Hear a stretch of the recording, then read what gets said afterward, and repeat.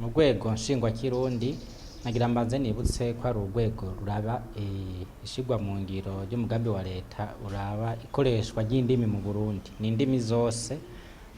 Ati byifashe gute bigeze kugira ngo ruje ku mbuga ngurukana bumenyi, ku mbuga nyagiro, ku mbuga nyanzura bumenyi. Ubu hariho umugwi wasizweho n'ubushikiranganji bubiri, ubushikiranganji bw'indero n'ubushakashatsi bufatanije n'ubushikiranganji bwo gutumatumanako no kumenyesha amakuru. Hanyuma uwo mugwi ukaba ugizwe n'abahinga batandukanye, aho bariko baratunganya neza gushira ururimi rw'ikirundi ku mbuga ngurukana bumenyi, ku mbuga nyanzura bumenyi, no ku rubuga nsobanura ndimi, mu gifaransa bavyita ngo Google Traduction. Ariko urwo rurimi rusanzwe rwaragiyeho nk'uko mwavyumvise. Abatabizi boraba bakoresheje mu kwandika rundi re na u na ne de na i canke re o u ne de na i.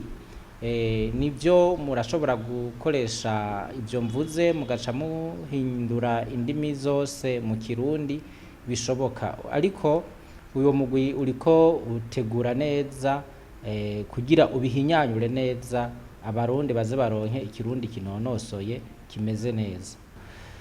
Ati vyashizweho n'abarundi ntituramenya gushika ino saha umuntu yabisizeko, ariko amatohoza twagize batubwira yuko vyoba vyashizweho n'abakora muri kiriya kigo nyene ca Google. Mugabo n'abantu bakunda ikirundi n'abakunzi b'ikirundi. Nagira ndabamenyeshe yuko n'uyo mugambi ugomba kuwufata mu mugongo ahanini n'abanyamahanga n'abanyamerika bari mu mwishengero nababa mu gihugu ca Amerika, aho muri iryo shengero babaha ibintu vyanditse mu Congereza bababwira ko bo bisigurira abandi, bagaca bavuga ko atavyo bumva, bagaca babasaba yuko bo bishira mu rurimi bumva. Urwo rurimi nago n'urw'ikirundi. Urwo rurimi kubera rutariho baza bumva mu butumwa bwabo hariho ikintu kikibuze co gushira ururimi rw'ikirundi ahabona ku rubuga mpuzandimi aho izindi ndimi ziri. Baca biyumvirisha ciyumviro yuko boza gushigikira icifuzo c'uko ururimi rw'ikirundi goza kuri urwo rubuga mpuzandimi.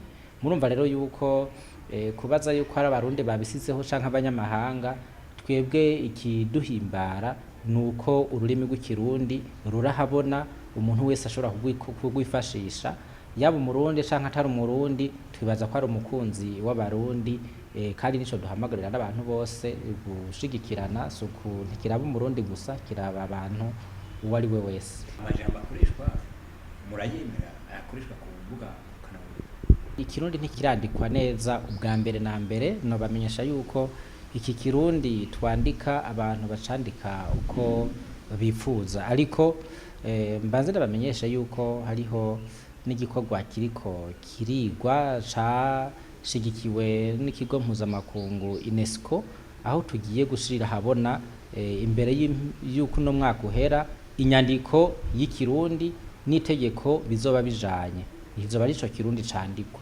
Ati amajambo ariko arakoreshwa turayemera, turayemera gushika ubu, kuko ijambo iyo rikoreshejwe ntihagire uwuzana rishasha ririvuguruza, riba riryo ry'ukuri. Kuko kugira uvuge ko iryo jambo taryemeye, werekana rishasha uzanye rigaheza rikemezwa.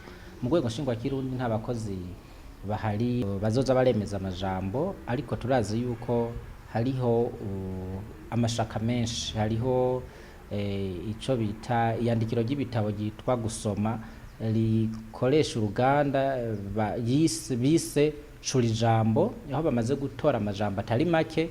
Ariko ayo majambo twabasavye yuko umugwi w'abahinga n'uwajaho bazoheza bakayemeza canke bakayahakana, ari wo mugwi uzoba wemejwe mu gihugu, uzoza urashikiriza amajambo akoreshwa mu Kirundi. Nagira ndamenyeshe yuko no mu bindi bisata nk'igisata c'uburimyi baheruka gusohora amajambo akoreshwa mu ngwara z'ibiterwa n'ibiterwa, aho bagize amatohoza mu ntara zitandukanye z'igihugu bagenda babaza abarimyi n'aborozi ingwara zijanye n'ibitungwa n'ibiterwa, bakabaca bazandika mu Kirundi. Ico gitabo baragisize ahabona mu misi heze aha muri kaminuza y'u Burundi, bakaba baciye basaba urwego shingwa Kirundi yuko ariko ruzoheza rukavyemeza. Ivyo vyose rero bizoza biremezwa nabo bahinga nibamara gushirwaho na nyene icubahiro umukuru w'igihugu nk'uko biri mu itegeko ryashizeho urwego shingwa Kirundi. none ivyo bizoba ryari? Ivyo turavyiteza umwanya uwari wo wose kuko nta utegekanye n'icubahiro umukuru w'igihugu c'u Burundi, ariko nagenda bamenyesha yuko mu nama shikiranganji yaherutse gukorana mu mpera z'umwaka bavyemeje badahigimanze yuko urwego shingwa Kirundi rutegerezwa kuronka abakozi bakwiye baheza bagafasha mu iterambere ry'ururimi kavukire. Irya bwirizwa ryo mu 2014 ryaravuga yuko amategeko amwe mu Burundi yohindurwa mu rurimi kavukire. Gushika ubu ntibiraba n'abasaba makete baracavyandika mu zindi ndimi.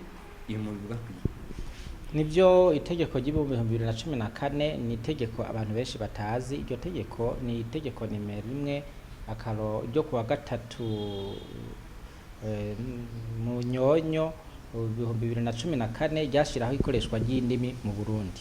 Iryo tegeko ni bake barizi, ahubwo nkabasaba abamenyesha makuru ko bakaba barivuga bakarihimiriza kugira rimenyekane, kuko hari abantu bahohoterwa mu gukoreshwa ry'indimi iyo bakeneye impapuro zabo, zaba izo guheza amashuri, zaba izo kubuzi, bazikenera mu rurimi urucanke ruriya. Ngira ndabivuge rivuga yuko umuntu afise uburenganzira bwo kuronka urupapuro mu rurimi rw'ikirundi, rw'igifaransa n'urw'icongereza, ariko mu Burundi turashabona hakoreshwa ururimi rw'igifaransa gusa, ugasanga biriko birononera bamwe bamwe.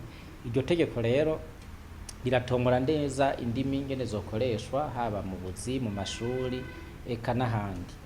None iryo tegeko turiko turagerageza gusaba abatware n'abaturongoye kugira ngo risubire rimenyekanishwe rije habona, mbere tugasaba yuko ryosubira rikanagurwa kugira ngo ritegwe ku mukono riheze rimenyekane, kugira ngo uwurirenze wese ahanwe, kuko musanzwe muzi ko bavuga yuko ata muntu n'umwe arekuriwe kuyoberwa itegeko. Iri tegeko naryo ni itegeko, rirenzwe urahanwa.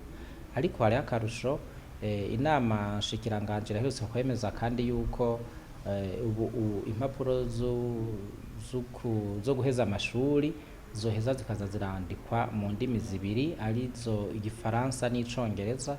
Turiko turasaba ko n'ikirundi coheza kikajako kugira ngo ubwo rurimi rw'ikirundi urupapuro umuntu arutwaye mu gihugu cyo hanze babone yuko ruvuye mu kindi gihugu, abantu batangare babone urwo rurimi ngene rwanditswe, hanyuma baheze bagende baramenyekanisha Uburundi n'ikirundi, gutyo batiriwe baravuga. Ishigwa mu Kirundi ry'ayo mategeko nayo amategeko nayo nk'uko mubizi ubu nta tegeko ryakirwa mu nama nshingamateka na nkenguzamateka ritanditswe mu ndimi zibiri, ni ukuvuga ikirundi n'igifaransa. Ubu rero niko bisigaye bimeze, nta tegeko na rimwe murashake muze kuraba ritegwa ku mukono ridatanditswe muri izo ndimi. Ariko nk'inyandiko za leta turavuga nk'ibi byapa canke ibintu byose byofasha nk'abantu batazi izindi ndimi, tukavuga nko kwa muganga, mu masentare haracariho bya byapa biri mu zindi ndimi. Nivyo ikibazo c'ivyapa byo mu Burundi kirateye ikibazo gikomeye ikininiya cane, aho abantu bariko baratembera batashobora kumenya ibi na biriya ibivugwa hana hariya. Ariko mwibuke yuko umunsi mpuzamakungu hari ururimi kavukire mu 2023 umucegera c'umukuru w'igihugu ariwe yishikiririje yuko ivyapa byose byo kwandikwa mu Kirundi, ururimi rwa mbere, kuvuga ivyandiko biboneka mu Kirundi ciza, ikirundi c'abarundi, hanyuma ababikeneye nabo bagaheza bagashira mu zindi ndimi zimwe navuga igifaransa n'icongereza musi, kugira ngo tworohereze abandi n'ingenzi ziza mu Burundi, kuko nabone barakenera bariko bariyunguruza kumenya ibikorerwa ahantu hariya, ariko icandiko ca mbere kikaba ico mu Kirundi. Aho mbere ngiye ko ntera kamo dusaba yuko vyosubira bikubahirizwa, ariko narumvise yuko ubushikiranganje bw'intwaro yo hagati buriko buragerageza kubishira mu ngiro. Naranasavye yuko mbere igipolisi co dufasha kuza kiracungera neza ivyo vyandiko, kuko hari naho usanga ivyandiko mu Kirundi abagerageza kuvyandika bakandika ikirundi kivuye mu Gifaransa atari Kirundi c'abarundi. Ivyo navyo bica biheza bigatesha iteka ururimi rw'ikirundi. Aho rero twosaba ko nabo bavyandika mu Kirundi kitari co baheza bagahanwa, kugira ngo baze barifashisha bano bahinga bize indimi bakabafasha kuvyandika, kuko n'ubundi turamaze gutohoza neza sibo bavyiyandikira, nuko bagomba gukoresha abantu batabifitiyemwo ubumenyi.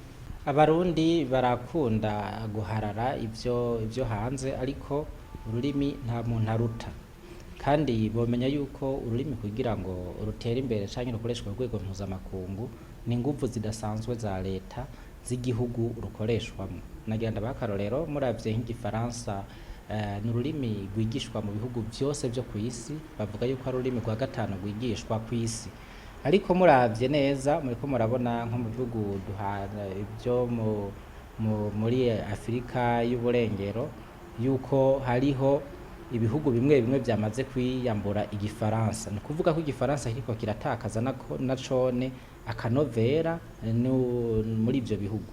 Nta kibuza yuko ikirundi mu misi iza mushobora kugisanga ariko rurimi ruriko rurakoreshwa mu bumwe bwa Afurika, kuko bizovana nuko iyi ntumbero ya leta igihugu cifasha mu 2040 igihugu citeye imbere mu 2060 ishisweko, kuko iyo igihugu gifise ivyo cishoboje nico gishobora guha abandi, ururimi rw'ico gihugu ruraca rutera imbere rugaheza rero rugahurumbirwa, kuko ruca ruba n'ururimi mpuzamakungu. Nagira ndabahe n'akarorero, ururimi rw'ikilatini murazi ko aho hambere utavuga ikilatini bavuga ko uri umuntu utize, kuko inyandiko zose zari mu kilatini, n'igifaransa ubu bavuga ko caje kiva mu kilatini, eka n'izindi ndimi zitari nke. Ariko muravye ubu sinzi ko hari aho mwonyereka icandiko kiri mu kilatini canke umuntu avuga ikilatini yirata ko yize. Bica vyerekana yuko muri kirya gihe ikilatini cari kigezweho, ryari shaka ry'abaromano batwara isi yose. Ubu naho ibintu biza birahinduka. Nagira ndabamenyeshe yuko n'iki gifaransa bavuga ko ari nk'ururimi rwa gatanu, abantu benshi ntibazi yuko nk'igishinwa ariko rurimi nago rugira gatatu ruvugwa ku isi. Mugabo aha mu Burundi muravye n'abantu bake bavuga igishinwa, kiretse ubu baheruka kugurura nk'igisata c'igishinwa muri kaminuza, nizoza biramenyekana buke buke. Harya n'ururimi rw'igihindi ruri mu ndimi zivugwa cane, ariko kubera inyungu zaba canke bariya, urwo rurimi barashobora kurubuza gutera imbere. Ariko rero nagenda bambwire ko ikirundi abantu boshaka bocigana ishaka ryinshi, kuko nitwamara gushika kuri irya mbona kazoza, nibaza ko byose bishobora gukorwa mu Kirundi, aho nanye n'icubahiro ashobora kuja mu bihugu mu nama mpuzamakungu akisigura mu Kirundi, hanyuma bagaheza bakamwumviriza, kuko igihugu kizoba gifise cifashe gifise ijunja n'ijambo mu makungu.